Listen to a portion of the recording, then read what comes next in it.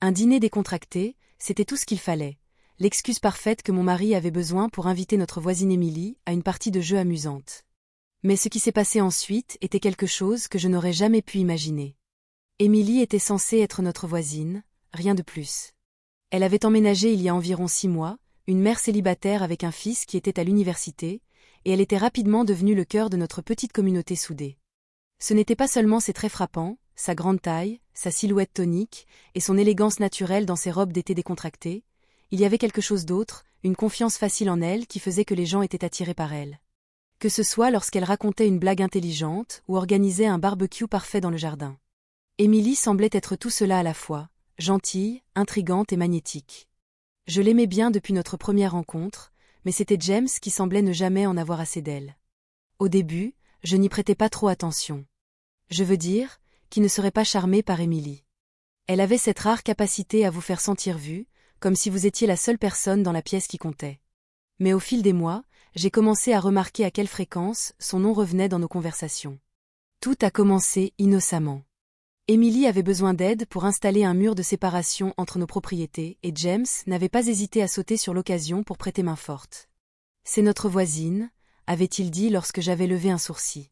Quel genre d'homme ne vient pas en aide à sa voisine? D'accord, avais-je répondu en balayant ce sentiment d'inconfort. J'avais aussi aidé, bien sûr, et dans l'ensemble, cela s'était bien passé. Mais au fil de la journée, je ne pouvais m'empêcher de remarquer la façon dont les yeux de James suivaient Émilie. Il n'était même pas discret à ce sujet, son regard s'attardant un instant de trop lorsqu'elle se penchait pour ramasser des outils ou s'essuyait le front. Au début, j'avais ri de cela, me disant que ce n'était rien de grave. Après tout, Émilie était superbe et James n'était qu'un homme. Mais au fur et à mesure des jours, il devenait de plus en plus difficile d'ignorer la situation. James trouvait des excuses pour être dehors quand Émilie était dans son jardin. Il mentionnait son nom plus souvent qu'il ne le fallait, que ce soit pour commenter la verdure de sa pelouse ou la beauté de son nouveau mobilier de patio. Un soir, alors que nous nous installions pour le dîner, j'ai décidé de l'affronter à ce sujet. « Alors, tu regardais Émilie pendant qu'on construisait ce mur ?» ai-je taquiné, en gardant un ton léger. James releva les yeux, surpris. « Quoi ? Non, bien sûr que non, » dit-il trop rapidement. Sa réaction m'a fait sourire. « Détends-toi, » ai-je dit en riant. « Je veux dire, je comprends. Elle est magnifique. » James s'est figé, sa fourchette à mi-chemin de sa bouche. « Attends, tu dis que tu la trouves attirante aussi ? » J'ai haussé les épaules, jouant la carte du calme. Elle est difficile à ignorer. Sa réaction n'était pas ce à quoi je m'attendais. Au lieu de balayer cela d'un revers de main, il s'est penché en avant, les yeux grands ouverts, plein de curiosité. « Alors tu as remarqué aussi ? » « Que veux-tu dire ? » ai-je demandé, soudainement sur mes gardes. « Allons, Anna, » dit-il en baissant la voix, « tu dois admettre qu'il y a quelque chose chez elle. Elle est différente. » J.I. nervosement. Different comment? Je ne sais pas, admet-il en parlant presque avec révérence. Elle est juste parfaite. C'est à ce moment que j'ai réalisé que James n'était pas simplement charmé par Émilie, il était complètement sous son emprise. Et pour des raisons que je ne pouvais pas vraiment expliquer, cette prise de conscience me laissait à la fois mal à l'aise et intriguée. Dans les semaines qui suivirent, la fascination de James pour Émilie ne fit que croître. Je le surprenais à voler des regards par la fenêtre lorsqu'elle était dehors ou à trouver des excuses pour la croiser lorsqu'il sortait le chien. Et puis il y eut cette nuit-là, où il me supplia de l'inviter chez nous. Nous étions allongés dans notre lit, la lumière douce de la lampe de chevet projetant des ombres dans la pièce. Je venais de finir un livre et j'étais sur le point d'éteindre la lumière quand James prit la parole. « Anna, » dit-il d'une voix hésitante, « il faut que je te demande quelque chose. »« Qu'est-ce qu'il y a ?» demandai-je en posant le livre. « Est-ce que ça te dérangerait d'inviter Émilie à dîner demain soir ?» Je clignai des yeux, prise au dépourvu. « Emily ? Pourquoi ? » « Je pense que ce serait sympa, » dit-il rapidement. « Tu sais, pour mieux la connaître. » Je le regardai, ne sachant pas si je devais rire ou m'énerver. « Tu rigoles, non ? » « Anna, s'il te plaît, » dit-il en s'asseyant et en me regardant avec une intensité qui me surprit. « Tu ne comprends pas, j'ai besoin de ça. » Sa façon de le dire, comme s'il ne pouvait pas respirer sans elle, me fit frissonner. « Pourquoi es-tu aussi obsédé par elle ?» demandai-je, ma voix devenant plus tranchante. « Je ne suis pas obsédée, » insista-t-il, bien que son ton trahisse ses mots. Yeah. Je sens qu'on a une connexion, et je pense que tu le ressentirais aussi si tu la connaissais mieux. Je n'en croyais pas mes oreilles. Une partie de moi voulait être en colère, lui dire qu'il allait trop loin, mais une autre partie, celle qui avait toujours été curieuse à propos d'Émilie, se retrouva intriguée par l'idée. D'accord, répondis-je après une longue pause. Je vais l'inviter. Le lendemain, je suis allée voir Émilie, alors qu'elle taillait des rosiers dans son jardin. Salut Émilie, l'appelai-je, en essayant de garder un ton décontracté. Elle leva les yeux, ses yeux verts pétillants. Salut Anna, ça va? James et moi nous demandions si tu voudrais venir dîner chez nous demain soir, dis-je en forçant un sourire. Rien de fancy, juste un petit dîner entre amis. Le sourire d'Émilie s'élargit. Ça a l'air super. J'adorerais. En retournant à la maison, mon estomac était noué. Je n'étais pas sûre de ce à quoi je venais d'accepter, mais il n'y avait plus de retour en arrière. Le soir suivant, je me suis donné à fond, bougies, musique douce, un menu soigneusement choisi. C'était comme si je recevais pour un rendez-vous plutôt que pour un simple dîner. James l'a bien remarqué, bien sûr. Tu mets vraiment le paquet, m'a-t-il taquiné, bien que je puisse voir la lueur d'une anticipation nerveuse dans ses yeux. Lorsqu'Émilie. Elle arriva, magnifique. Elle portait une simple robe noire qui épousait sa silhouette de manière parfaite, ses cheveux tombant en vagues douces autour de ses épaules. Lorsqu'elle entra, le parfum léger qu'elle portait envahit la pièce, faisant accélérer mon cœur. La soirée commença de manière innocente. Nus protagens de histoires, Ryans otter du vin, et pu a pu, nus patiens nos defenses. Émilie s'ouvrit à propos de sa vie, de ses luttes en tant que mère célibataire, de son cheminement de redécouverte après le décès de son mari, et de ses espoirs pour l'avenir.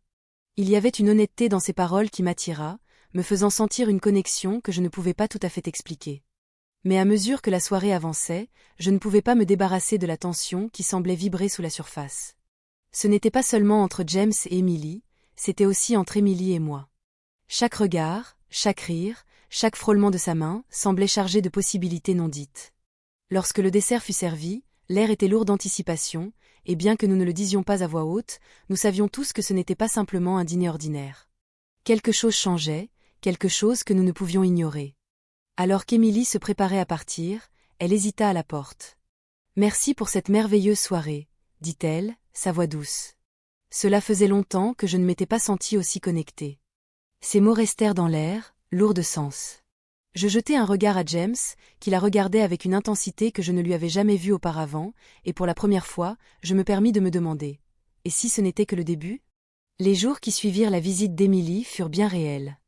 James n'arrêtait pas de parler d'elle.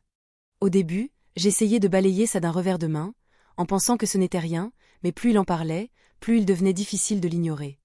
Je n'étais pas certaine de ce qui me dérangeait le plus, son obsession ou le fait qu'une partie de moi le comprenait.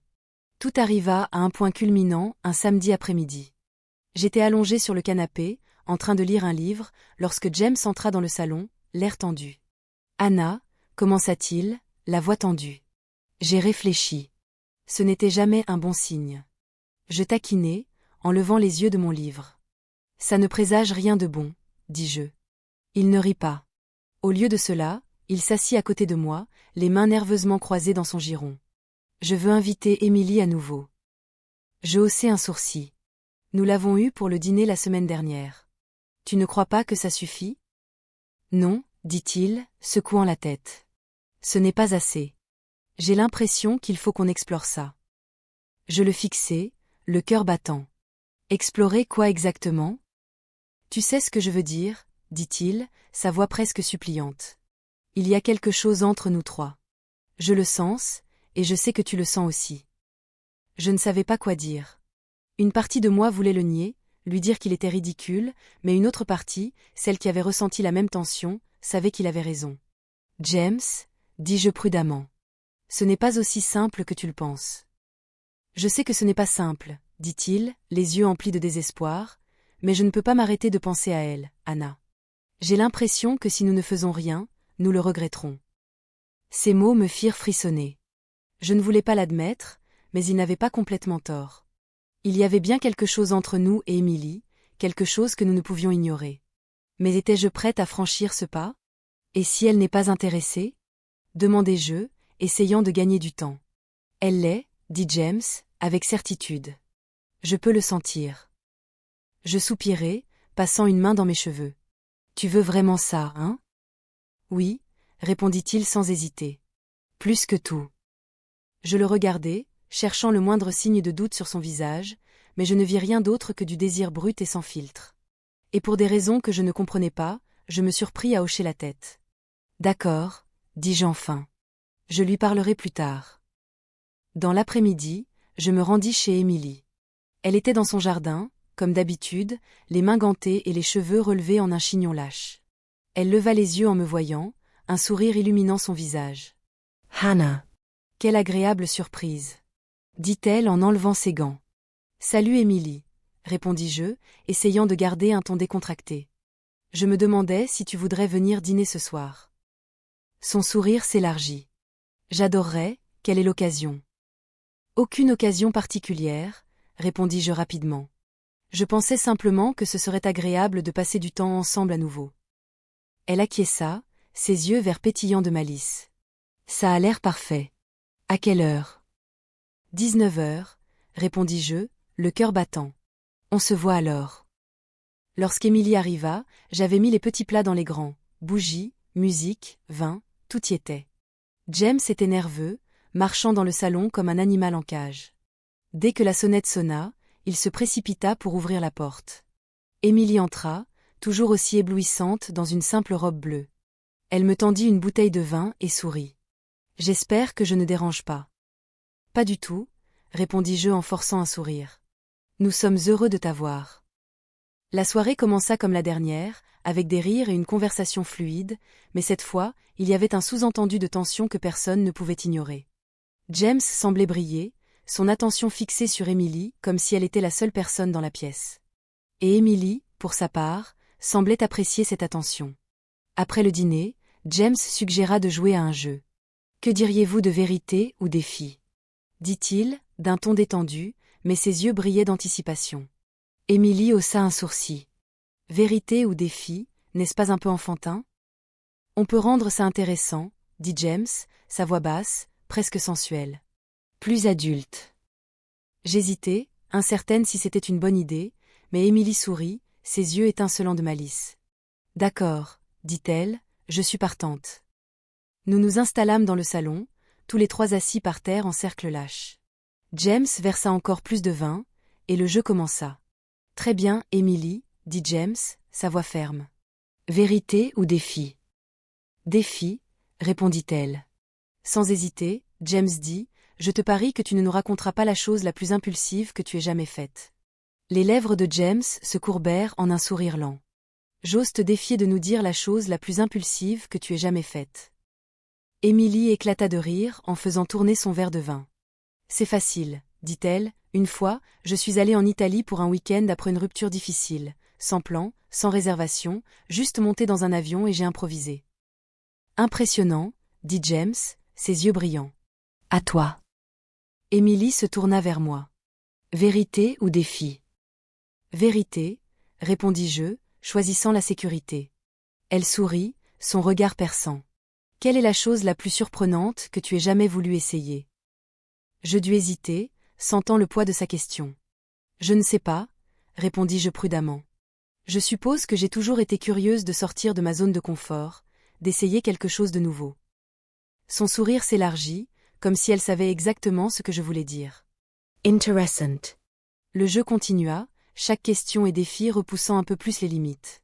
Lorsque ce fut au tour de James, Émilie se pencha en avant, ses yeux brillants de malice. « Vérité ou défi ?» demanda-t-elle. « Défi, » dit James immédiatement. « Je te défie de m'embrasser. » Elle répondit d'un ton léger, mais délibéré, « Je te défie de m'embrasser. » James n'hésita pas. Il se pencha vers moi, sa main se posant doucement sur ma joue, puis il m'embrassa profondément. Mais cette fois, c'était différent, plus intense, plus délibéré. Lorsque nous nous séparâmes, je jetai un coup d'œil à Émilie, dont l'expression était indéchiffrable. « Beau, » dit-elle doucement. « À toi, Anna, » continua-t-elle. « Vérité ou défi ?» Mon cœur battait fort dans mes oreilles. « Défi. »« Je te défie de m'embrasser, » dit Émilie, sa voix basse et invitante. La pièce semblait se figer, l'air lourd de suspense. Je jetai un coup d'œil à James, qui hocha légèrement la tête, ses yeux remplis de quelque chose que je n'arrivais pas à nommer. Lentement, je me penchai vers Émilie, le cœur battant. Lorsque nos lèvres se rencontrèrent, c'était doux, timide et pourtant électrique. Ses lèvres étaient différentes de celles de James, plus douces, plus sucrées et totalement enivrantes. Lorsque nous nous séparâmes, le sourire d'Émilie était radieux. « À toi, James, dit-elle, se tournant vers lui. Vérité ou défi ? Il hésita, puis dit, défi. Je te défie de m'embrasser, dit-elle, son regard inébranlable. James me regarda de nouveau, demandant silencieusement la permission. Je hochai la tête, ne sachant pas pourquoi je me sentais aussi calme. Il se pencha vers Émilie, leurs lèvres se rencontrant dans un baiser qui était à la fois doux et chargé d'intensité. Les regarder était étrange, mais d'une manière inexpliquée, excitant. Le jeu se termina peu après, mais la tension entre nous ne faiblit pas. Nous retrouvâmes assis plus près les uns de autres, la conversation devenant plus profonde et plus vulnérable. Émilie prit ma main, ses doigts chauds contre les miens. Tu sais, dit-elle doucement, sa voix à peine un murmure, je n'ai jamais ressenti ce genre de connexion avant. Je jetai un coup d'œil à James, qui hocha la tête en silence. Nous non plus, admis-je. Émilie sourit, l'autre main posée légèrement sur le bras de James. Alors peut-être qu'on ne devrait pas lutter contre ça. Dans les jours suivants notre dernier dîner avec Émilie, l'air dans notre maison était lourd de tension. L'obsession de James pour elle était devenue impossible à ignorer. Ce n'était pas seulement la façon dont il parlait d'elle, bien que son nom revienne plus que n'importe quel autre sujet. C'était la façon dont il agissait, agité, distrait, consumé par quelque chose que je n'arrivais pas à atteindre. Et le pire, c'est que je ne pouvais pas vraiment lui en vouloir. Émilie avait cet effet sur les gens, même sur moi. Mais je n'étais pas prête à la laisser tout envahir. Si James voulait Émilie, il devrait se rappeler, avant tout, que j'étais encore sa femme. Un soir, alors que nous étions assis sur le canapé, James dit enfin ce que je savais qu'il avait en tête depuis des jours. On devrait inviter Émilie à nouveau, dit-il calmement, bien que l'accent de sa voix trahissait sa nonchalance. Je fis semblant de m'intéresser à l'émission télévisée. Pourquoi ? Demandai-je, haussant un sourcil. Parce que je pense que ce serait bien pour nous, tu sais, de passer plus de temps avec elle. Bien pour nous ? Demandai, sceptiwe. Oui, répondit-il, sa voix ferme. Tu l'as ressenti aussi, n'est-ce pas ? Cette connexion. Je pense qu'il y a quelque chose de spécial chez elle, quelque chose dans la façon dont nous sommes ensemble. Tu ne trouves pas ? Je n'ai pas répondu immédiatement. J'ai laissé ces mots s'imprégner. Vraiment ? Est-ce qu'il réalisait à quel point il était tombé sous son charme ? Mais au fond de moi, je ne pouvais pas nier qu'il avait raison. D'accord, dis-je enfin, ma voix calme. Invitons-la, mais si on fait ça, on le fait à ma manière. James hocha la tête avec empressement, un air de soulagement sur son visage. Bien sûr, tout ce que tu veux. Cette nuit-là, alors que James dormait à mes côtés, je restais éveillée, fixant le plafond. Mon esprit tourbillonnait de pensées sur Émilie. Sa beauté, son aisance, la façon dont elle semblait. Je devais, sans effort, captiver tout le monde autour de moi. Si nous allions faire ça, je devais rappeler à James que j'étais toujours la femme qu'il avait épousée, celle qu'il avait choisie avant qu'Émilie ne vienne dans nos vies. Le matin suivant, j'ai décidé de mettre mon plan en action. Je suis allée faire du shopping pour quelque chose de spécial, une tenue qui rappellerait à James exactement qui j'étais. Après des heures de recherche, je l'ai trouvée. Une robe noire élégante qui épousait ma silhouette dans tous les bons endroits, assortie de talons qui faisaient paraître mes jambes interminables. C'était audacieux, sexy et complètement différent de ce que je suis, mais c'était le but. Lorsque je suis rentrée à la maison, j'étais excitée, nerveuse. J'ai passé le reste de la journée à me préparer, à coiffer mes cheveux en vagues souples, appliquer soigneusement mon maquillage et à enfiler ma nouvelle tenue. Lorsque je me suis regardée dans le miroir, je ne reconnaissais presque pas la femme qui me regardait. Pour la première fois depuis longtemps, je me sentais puissante. Quand Émilie est arrivée ce soir-là, elle était, comme toujours, incroyablement magnifique. Elle portait une blouse crème simple et un pantalon taille haute, ses cheveux attachés en un chignon lâche. Elle n'avait pas besoin de talons ni de rouge à lèvres audacieux pour attirer l'attention, sa présence suffisait.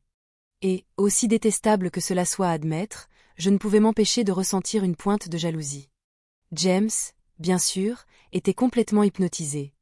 Il la saluait à la porte, son sourire large et sincère, ses yeux ne quittant pas son visage. « Émilie, dit-il d'une voix chaleureuse, tu es magnifique. »« Merci, répondit-elle, ses yeux verts pétillants. « Vous deux aussi. » Sun regardasi tourne vers moi et pendant un instant, j'ai pensé sur quelque chose d'éphémère dans son expression, de la surprise peut-être, ou peut-être de l'approbation. « Anna, dit-elle, sa voix douce. Tu es splendide. » « Merci, répondis-je, forçant un sourire. Je pensais essayer quelque chose de nouveau. Elle me sourit en retour et, pour la première fois, j'eus l'impression que nous étions sur un pied d'égalité. Nous nous sommes installés dans le salon, toutes les trois, sirotant du vin et discutant de tout et de rien. Au début, la conversation était légère, le travail, le quartier, les dernières commérages au centre communautaire. Mais au fur et à mesure que la soirée avançait, le ton commença à changer. Les rires s'estompèrent, cédant la place à quelque chose de plus profond, de plus intime. « Vous êtes-vous déjà demandé si vous vivez la vie que vous êtes censé vivre ?» demanda soudainement Émilie, sa voix pensive. « Ou vous êtes-vous déjà demandé s'il y a quelque chose de plus ?»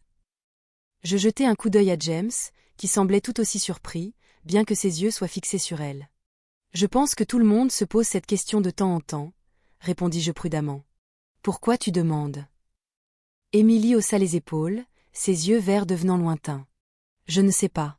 Je suppose que j'y pense beaucoup ces derniers temps, à ce que cela signifie être vraiment heureux. »« Et toi, tu es heureuse ?» demanda James d'une voix douce. Émilie hésita, puis sourit faiblement. « Je pense que j'y arrive, mais le bonheur, c'est compliqué, n'est-ce pas? Ce n'est pas juste une chose, c'est toutes ces petites choses qui s'ajoutent. » Elle me regarda alors, son regard stable. « C'est comme vous deux, la façon dont vous vous regardez. C'est quelque chose que j'ai toujours admiré chez vous. » Ces mots me surprirent. « Que veux-tu dire ?» demandai-je. « Je veux dire que vous avez une connexion, » dit-elle, sa voix presque nostalgique. « C'est rare. On peut le voir dans la façon dont vous vous parlez, la façon dont vous bougez ensemble. C'est beau. » Je jetai un coup d'œil à James, qui regardait Émilie avec une intensité qui me serra la poitrine. « Merci, » dis-je doucement. « Cela signifie beaucoup. » Émilie sourit, ses yeux verts chaleureux. « Vous avez de la chance, vous savez, d'avoir quelque chose comme ça. » Le regard de James s'attarda sur elle, et pendant un instant, je pensais qu'il allait dire quelque chose, mais au lieu de cela, il attrapa ma main, son toucher ferme et rassurant. « Nous en avons, » dit-il simplement. Au fur et à mesure que la nuit avançait, la conversation devint encore plus personnelle. Émilie partagea des histoires sur son défunt mari, sur les difficultés d'élever un fils seul, sur les moments de doute et de solitude qu'il avait façonnés. Et en l'écoutant, je ressentis une étrange sensation de connexion, une réalisation que, malgré ma jalousie initiale, elle n'était pas si différente de moi. « Tu as déjà l'impression que les gens ne te voient pas vraiment ?» demanda-t-elle soudainement, sa voix douce. « Qu'ils voient la version de toi qu'ils veulent voir, mais pas qui tu es vraiment. » Tout le temps, avouai-je, me surprenant moi-même avec ma sincérité. Je pense que tout le monde ressent ça. Émilie hocha la tête, son regard pensif. Et c'est pour ça que je suis toujours attirée par les gens qui me font me sentir vue, qui me font me sentir réelle. Elle croisa alors mon regard, et je ressentis une décharge de quelque chose que je ne pouvais pas vraiment nommer. Comme vous deux, dit-elle doucement. Vous me faites me sentir comme si je pouvais simplement être moi-même. Je jetai un coup d'œil à James, qui regardait Émilie avec une expression que je n'arrivais pas à comprendre, et à cet instant, je compris que quelque chose avait changé, non seulement entre James et Émilie, mais entre nous trois. Il n'y avait ni jeu, ni prétention, ni agenda caché, juste de l'honnêteté, de la vulnérabilité et une compréhension tacite que nous étions au bord de quelque chose que nous ne comprenions pas complètement. Lorsqu'Émilie partit enfin ce soir-là, la maison semblait étrangement vide sans elle. James et moi restâmes assis en silence pendant longtemps, le poids de la soirée s'étendant sur nous comme une couverture. « Que faisons-nous, Anna ?» demanda-t-il enfin, sa voix à peine un chuchotement. « Je ne sais pas, avouai-je. Mais quoi qu'il en soit, je pense que ce n'est que le début. » Les jours suivant cette soirée intime furent chargés d'une énergie que je ne pouvais pas vraiment définir. La présence d'Émilie restait dans nos pensées, ses paroles et ses regards se rejouant encore et encore dans mon esprit. James n'était pas mieux. Je le surprenais souvent à fixer la fenêtre, son regard lointain, il ne faisait même pas semblant de cacher son. Ce n'était plus de la fascination, ce n'était pas de la jalousie que je ressentais, du moins pas entièrement. C'était quelque chose de plus profond, un mélange de curiosité et de peur. Je savais que nous étions sur le point de franchir une ligne qui ne pourrait jamais être franchie, et pourtant, je ne voulais pas l'arrêter. Une partie de moi était attirée par l'idée de me laisser aller à cette attraction, de voir où cela pourrait nous mener. Puis, Émilie nous invita à dîner. Son message arriva tôt un matin, court et décontracté: dîner chez moi ce vendredi, juste nous trois, fais-moi savoir. James bondit presque de sa chaise lorsque je lui annonçai la nouvelle. On y va, non? Demanda-t-il, sa voix pleine d'excitation. Oui, James, répondis-je en roulant les yeux. On y va. Mais la vérité, c'est que je me sentais tout aussi impatiente. Je ne pouvais m'empêcher de me demander ce qu'Émilie avait prévu, quel genre de soirée elle avait en réserve pour nous. Le vendredi arrivé, je m'habillai soigneusement, choisissant une tenue à la fois confiante et séduisante. Une robe rouge profond qui épousait ma silhouette, assortie de talons qui me donnaient un air de sophistication. Je n'allais pas laisser Émilie m'éclipser ce soir-là. James, quant à lui, était une boule d'énergie nerveuse. Il avait passé une demi-heure à se coiffer, changeant de chemise 2 fois avant de se décider pour une chemise blanche bien repassée. Sun excitation etate palpable, iti bien que jayus envy de l'ataquiner, jayani puvemi resudra a sombre sun enthusiasm. Lorsque nous arrivâmes chez Émilie, elle nous accueillit à la porte avec cette élégance naturelle qu'elle semblait toujours dégager. Elle portait une robe noire en soie qui épousait son corps comme une seconde peau, ses cheveux tombant en vagues douces autour de ses épaules. Le parfum léger qui s'en dégageait emplit l'air, enivrant et impossible à ignorer. « Entrez », dit-elle chaleureusement en s'écartant pour nous laisser passer. J'attendais ce moment toute la semaine. Sa maison était faiblement éclairée, la lueur chaleureuse des bougies projetant des ombres dans la pièce. De la musique jazz douce jouait en arrière-plan, créant une ambiance à la fois intime et accueillante. La table était magnifiquement dressée, avec des verres en cristal et de la porcelaine fine qui scintillait à la lumière des bougies. « Tu as fait des merveilles, dis-je, sincèrement impressionné. Émilie sourit, ses yeux verts pétillants. Que le meilleur pour vous deux. Le dîner fut délicieux, la conversation fluide et agréable. Émilie raconta des histoires sur ses voyages, notamment le moment où elle s'était perdue à Paris et avait fini la soirée avec un groupe d'inconnus qui étaient devenus des amis pour la vie. James pendait à ses lèvres, riant à ses blagues et posant des questions qui la faisaient continuer à parler. J'intervenais de temps en temps, mais pour la plupart, je me contentais de les observer interagir. Il y eut un moment cependant, où le regard d'Émilie se tourna vers moi, son expression se faisant plus douce. « Tu es silencieuse ce soir, Anna, dit-elle, sa voix basse. Qu'est-ce qui te préoccupe ?» Je hésitai, ne sachant pas comment répondre. « Je prends juste tout ça, dis-je enfin. » Émilie sourit, ses yeux chaleureux. « Tu es toujours si réfléchie, c'est une des choses que j'admire chez toi. » Ces mots me firent sursauter, et je me retrouvai à rougir sous son regard. Avant que je puisse répondre, elle tourna son attention vers James, mais le poids de ses paroles resta en suspens. Après le dîner, nous nous rendîmes au salon, nous installant sur le canapé sectionnel moelleux, un verre de vin à la main. La conversation se tourna vers des sujets plus légers, souvenirs drôles, histoires embarrassantes, moments qui nous faisaient rire. Mais à mesure que la soirée avançait, l'ambiance commença à changer. Émilie posa son verre, son sourire prenant une teinte malicieuse. « Et si on jouait à un jeu ?» proposa-t-elle. James se redressa immédiatement. « Quel genre de jeu ?» demanda-t-il, ses yeux pétillants d'excitation. Elle se laissa aller contre le canapé, son regard passant de l'un à l'autre. « Vérité ou conséquence ?»